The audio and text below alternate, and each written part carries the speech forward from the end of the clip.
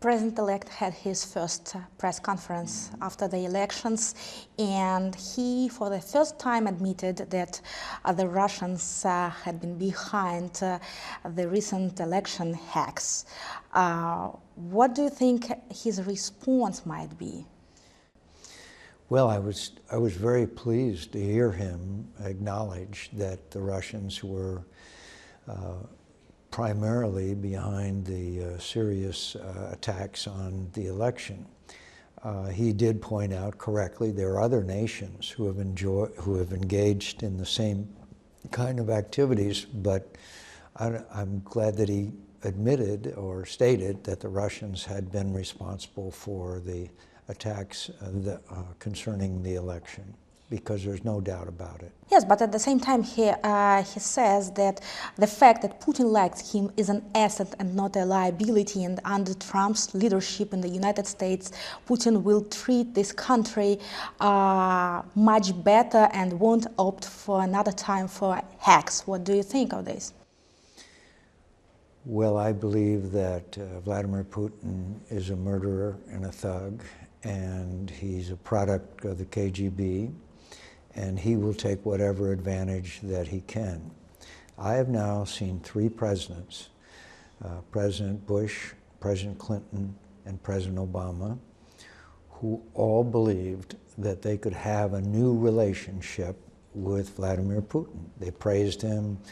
George W. Bush said, "I looked into his eyes and saw his soul," and of course, with the Obama campaign, the reset button under the Obama presidency.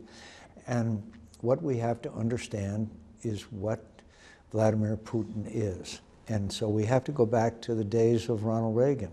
Peace through strength.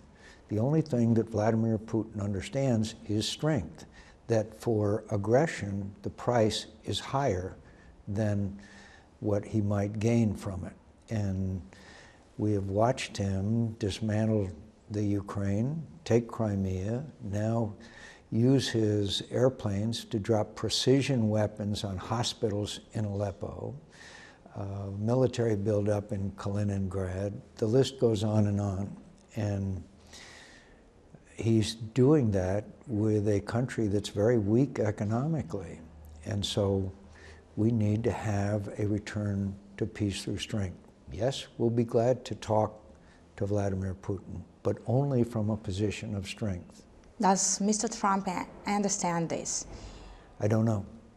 What's your overall impression of the Trump's press conference? Because there was a conflict between Mr. Trump and CNN. He accused them, having said that these are fake news and things like that. What's your overall impression, besides from this particular remark about Russia and election hacks? I could go for a long time, but I'll be as brief as possible. President-elect Trump has changed the way politics are conducted in the United States with the use of Twitter, with the this was the first press conference in, I think, 5 months that he has held. That's unheard of.